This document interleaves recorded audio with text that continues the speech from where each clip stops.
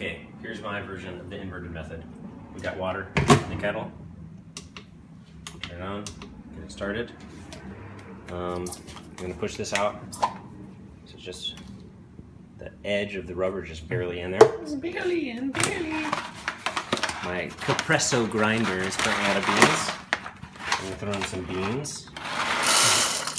Grinding your own beans optional. Yeah, this is optional. I don't honestly remember if you're supposed to have a fine or a coarse grind, so I'm just gonna leave it at, mine is currently at a medium.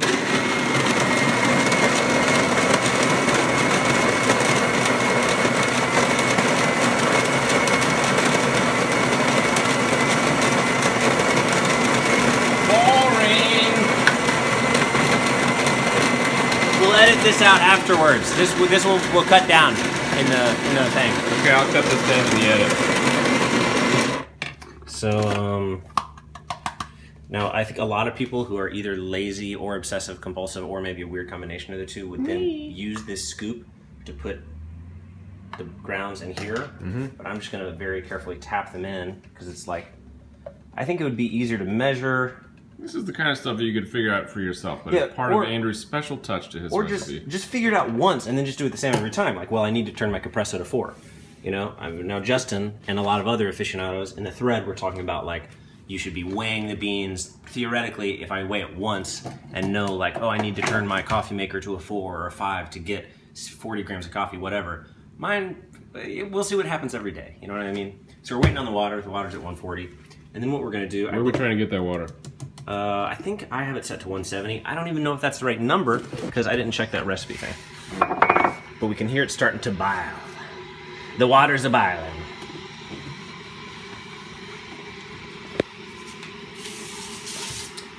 So, let's see here. I actually haven't used my Aeropress in a while because I switched to a bigger coffee maker. But I have these little white guys. These are the filters. I know people who use the filters up to 3 or 4 times before they throw them away. We're more environmentally conscious than me, but you can also compost them. So that's the important part of the filtering system. So here we go. We're at 173. I'm gonna pour this down here. Don't pour it on your hands. And don't pour it on your hands because this is hot. So I got the guy pretty much filled up. Now it comes with a special stir, but why use the special? I threw away the special stir because it took up too much room.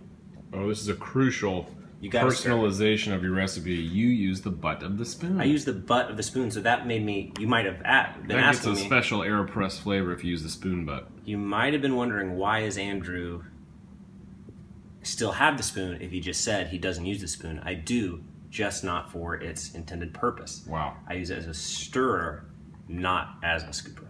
So. Are we ready to press? I'm dying to press. Actually, we're not.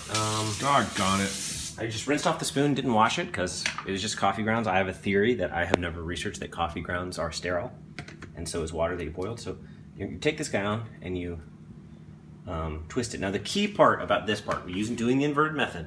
And I know some people will use a mason jar. Is you need to have the right size mug, and I don't mean like deep. I mean wide. This is actually my normal coffee mug, but if I try to set this down inside of this edge, it won't be flush. Then you push on it, it's a disaster.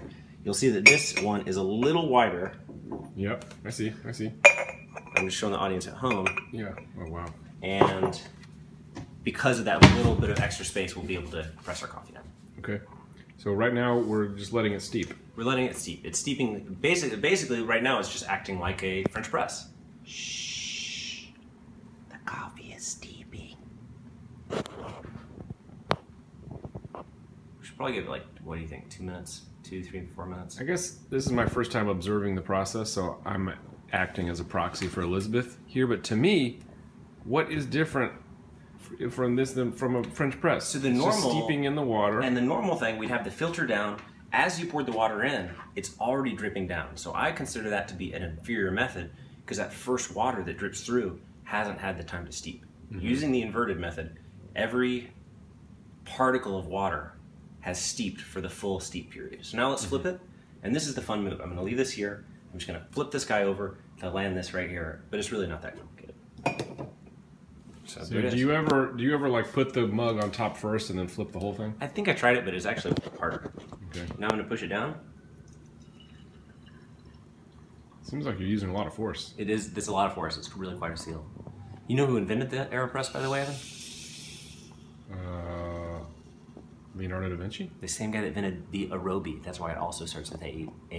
Oh, He Barack invented two Obama, things: the Aeropress and the Aerobi. So, here, if you watch this, come in here. Here's my compost. Here's I like to think of this as like a puck of coffee. There's like a little puck of coffee here. Sure. I can just pop that into my compost. You can rinse this off. It's already washed, except I poured it all over there, so now I can clean that up. Okay, the concluding moment of this instructional video has to be a Switch sip. it up. Okay, I'm coming in. Flying in. how's the sip?